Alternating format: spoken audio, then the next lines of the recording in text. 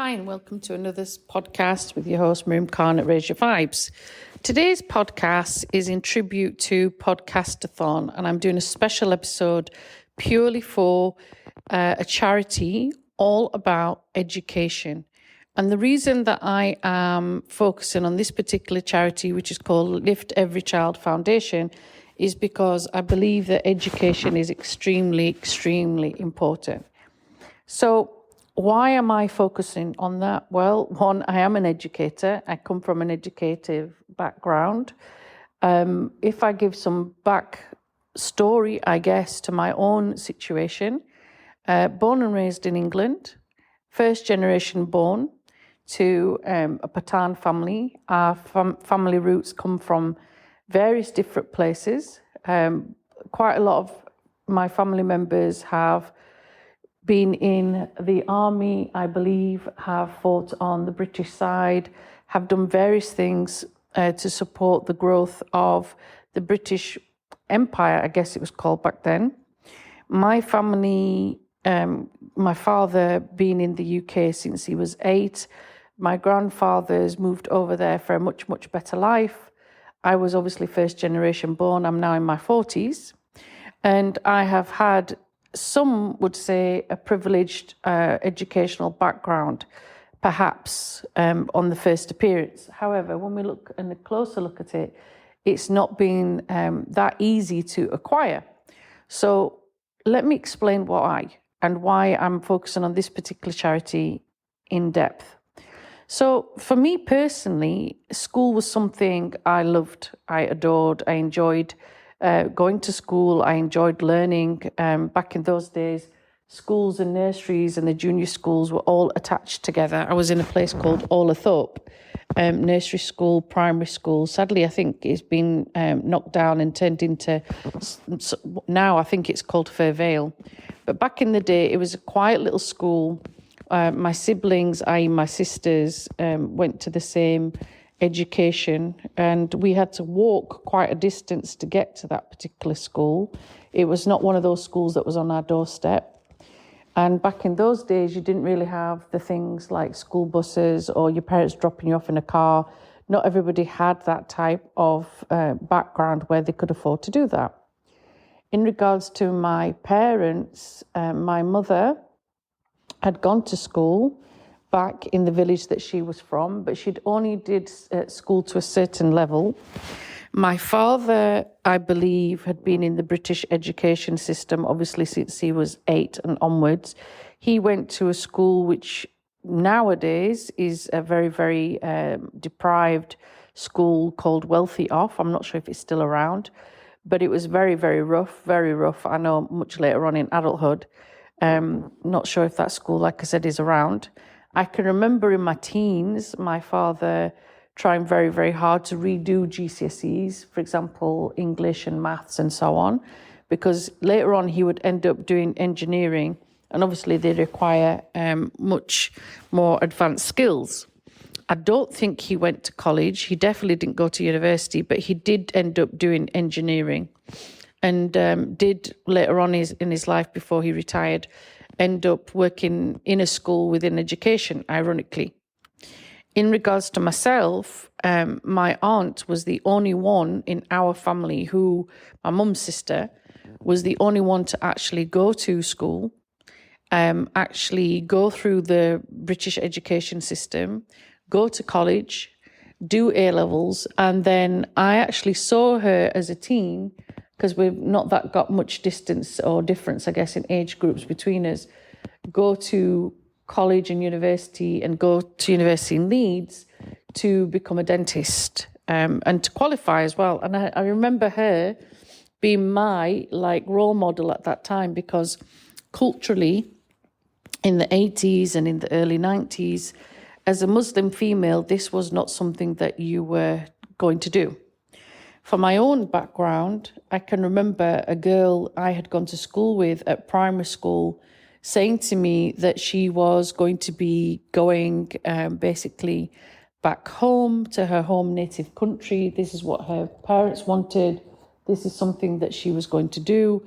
And I remember getting so upset that my mum didn't go and sort of like pay respects or say goodbye, because culturally this is something that you would do. If somebody was going to go travel or visit somewhere, you'd go and sort of like pay respects or say goodbye or pass them well wishes.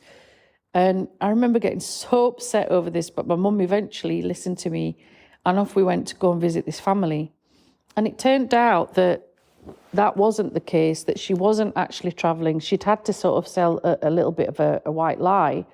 And the truth was that her father was keeping her at home and wasn't allowing her to have more education, because he believed that the best thing for her was to be at home culturally and to learn how to cook, to look after a household, basically to train how to be a wife and how to look after a particular family. This is culturally what happened to quite a lot of young girls in the late 80s, 90s. It was a cultural thing. And she was going to be kept at home in secret, and this is what was going to happen. I remember hearing that news and being frightened and being scared and thinking to myself, I don't want that for me. I want to have an education. And ironically, it would end up being the longest fight I would have in my life as I got older. Even though Dad would agree to education, still it would be a battle of which school I could go to. I didn't want to go to the same schools as my cousins for high school. And I had to keep fighting and arguing to go to the school of my choice. So all of my relatives were going to Earl Marshall School, which had a bit of a reputation back then. Now it's called Fairvale High School, I believe. But it had a reputation. I didn't want to do that. I wanted to go to a completely different school, a school that had a good reputation back then, a school that had really good grades, different clientele, different mindset. And I was adamant that I wasn't going to follow the crowd. And it was a battle to try and get my father to believe in this and to allow me to go to school, allow me to actually have that education. And it was a battle non-stop. Same when I got to do the IGCSE options for me personally. It was a battle to convince him to let me do art, to convince him to let me do IT, which was then like a new subject. It might not sound it to some of you, but it was. And to convince him that this is the right choice for me, this is the right course for me, the technology is about to blast off, I guess, because back in those days, you had the option of doing typewriting. People were being trained to be a secretary. They were doing handwriting skills. There were different courses for people of my age and that generation. So to convince him to do that, obviously languages-wise, we had options of Russian, we had Spanish, we had German, Urdu. I did select Urdu thinking, I want to learn this. My mum can speak it and write it passionately. I can't. That, unfortunately, there was only a couple of us that selected that, so sadly we didn't get to do that option. But I did German instead. But even then, all through those options, it was tricky for me to keep fighting to have that education. And as college, got closer, convincing Dad to let me go to college was hard as well. And ironically, my grandfather, bless him, who's pretty chilled, didn't have to have these battles with my aunt. She was given that freedom. My dad, on the other hand, was slightly different. Very, very old school mindset. When university came, that was another battle, and college was another battle, because college-wise, I sadly did not pass my A-levels the first time. I ended up sadly failing them and doing them again.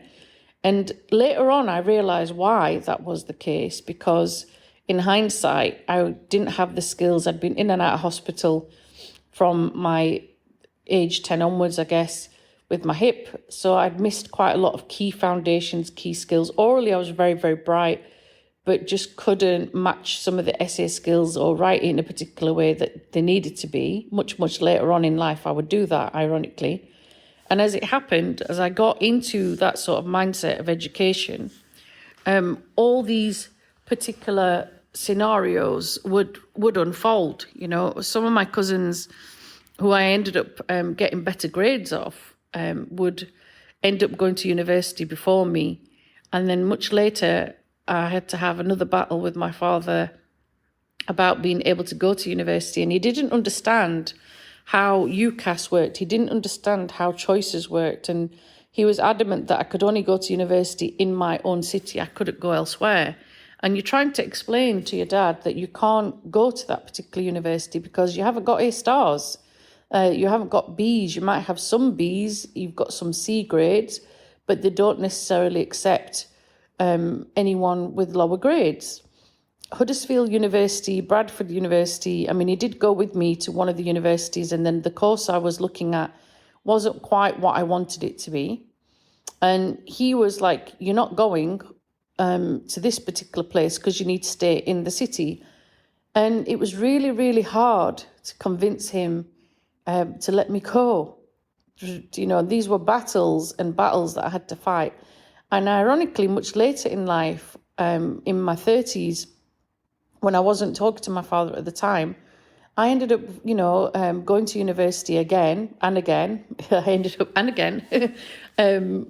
And, paying your own university fees like I did the first time round, and studying again, because you can as an adult. Now, I realised education is important.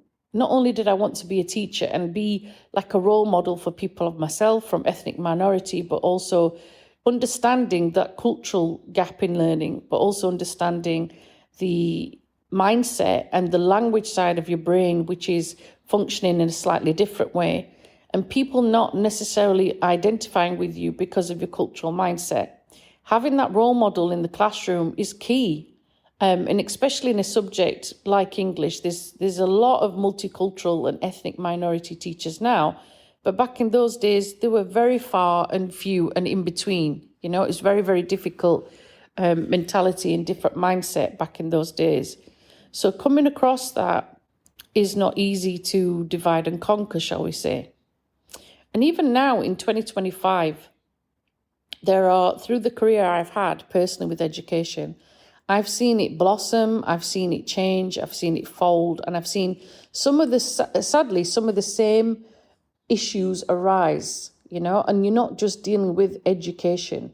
A lot of the time you're dealing with very, very poor communities where they want to have education. It's the cost with the government, or the cost in the community, or the cost of books, which are very, very expensive for some people just to even acquire. Sometimes the schools are not always free. There is tuition fees. If you're lucky to get a scholarship, and scholarship in different countries mean different things. Scholarship can mean that your education is funded, or scholarship can mean that your government grants you access to go to that particular college and university and you don't have to pay anything. I've discovered that as I've taught internationally. And like I said, even in 2025, there are people desperate to go to school. There are adults that I've met as a teacher who can't read, who can't write, but are very, very capable at getting by, but are unable to access any curriculum, access any education. But they want the best for their kids, and there's quite a lot of people out there still who are stuck in this mindset that they've missed their opportunity, and that's not the case. There are many, many facilities out there. There's many places like the British Council spread all over the world that offer courses. Some of them are acquired online. Some of them you can go to face-to-face. But again, this costs money, it costs resources. Sometimes you might be lucky to get a personal tutor who's able to support you and to help you grow and to help your encouragement, and help you feed that yearning of education and yearning of learning. And sometimes, again, there are charities out there. There's different places that offer that. But these places need support. These charities that fund those schools need support. Sometimes you might have people that volunteer. I have done many, many times. I've worked with people in and out of prison back in the UK. I've worked with people in pupil referral units that are on the verge of going into like huge behavioural issues. They've got excluded from school for various reasons. And as a teacher, sometimes you're not just dealing with the education side of things, you're dealing with a lot more bigger problems. You're dealing with the socioeconomic problems, you're dealing with the mental health, which I'm seeing more and more actually increasing more so. You're dealing with family dynamics. You're dealing with poverty. You're dealing with maybe people that are extremely rich but emotionally not got certain skills or mindsets set in place. There's so many different calibers of things happening. And it doesn't matter which country you're in, which place you're in, but education for some is a gift and it's a blessing. And some people, when they're in the system of education, don't really realise how blessed they are and how supported they are. And foundations that are set up with charities obviously need funding. They can't do these things themselves. They need that support. They need that help. They need to be able to grow. So if you are somebody who's in a position to help support a charity that has education in mind, please do so. Even if it's a small donation of $50 a month, $20 a month, $10, even if it's donating books. Years ago, there was a charity that my school worked with where some of the books, obviously, if they're looking a little bit tatty, sometimes we bind them, we support them. Instead of throwing those books away when we're ordering new stock, we would provide it to charities. We would provide it to local areas that we knew desperately needed books. I can remember one of my friends that was a librarian going to a particular town and place in Africa and providing some of the books to some of the school children there that simply just did not have books. There are charities in local areas as well where the schools are not able to provide books, but they gain it from schools where perhaps their books are looking a little bit tatty, as we said, So there's lots of different things you can do, whether you are providing support with materials. It could be you provide pens, paper. It could be that you provide basics like that, It could be that you provide some textbooks. I mean, I know the world has gone digital massively, but not all schools are digital. Some of them are back to basics with the good old-fashioned book, It might be that you can provide volunteering time where you go and support that school or support a teacher with more influence or more support, or you're providing experience. I've done that too. Not all places will need support with physical aspects. It might be that they just need your time and expertise. You might be very, very skilled with dealing with people with behavioural problems. That person might not be. You might be able to support them with resources, knowing how to differentiate, how to deal with behaviour, how to deal with special educational needs. That is a field of expertise all on its own, because not everybody knows how to deal with that as well. So whatever you're able to contribute, whether it's your time, whether it's your money, whether it's supplies, please get in touch. Your local church, mosque, synagogue, whatever out there might be providing support to some of those schools. There might be a charity nearer to you, to your home. It could even be things like, volunteering to go in and listen to kids read and supporting maths, supporting literacy. Again, you'd have to have security clearance, because they're not just going to let anybody come into a school. So you have to have that side of things sorted out. And I'm sure wherever you are, you could sort that out. But giving up your time, that's the most valuable asset you could give. So wherever you are, if you're able to do that, please do, because education needs support. Education needs people like you and I to support it, to help it, nourish it, to help it to grow. And it's places like that that will help somebody that's desperate to go to school, and desperate for a change, desperate for that opportunity, but perhaps hasn't had it. And not everybody will be determined, like I was, to keep being educated, to keep being able to support myself independently to do that. Some people need that financial support. So look at some colleges, look at some universities. If you're in a position where you can offer scholarships, if you can offer some support, please do so. Please do so, because that person's life could change forever. Big time. And obviously, as time moves on and time's going forward, there are many, many places that could just do with voluntary help. So just have a look and see where you can support and where you can help. Because whatever you decide to do, I'm sure the person is going to be very, very grateful for that help. I'm sure some of you out there will have had your own experiences or can relate as well to the topics we've discussed in this podcast. Like I said, education is key. Without it, we struggle. We struggle to open doors to new opportunities, new chances. Be someone's saviour today. Be someone's support system today. Be someone's, lifeline. Help them out where you can. Education is key. Thank you for tuning in. Thank you for listening. This has been your host, Miriam at Raise Your Vibes.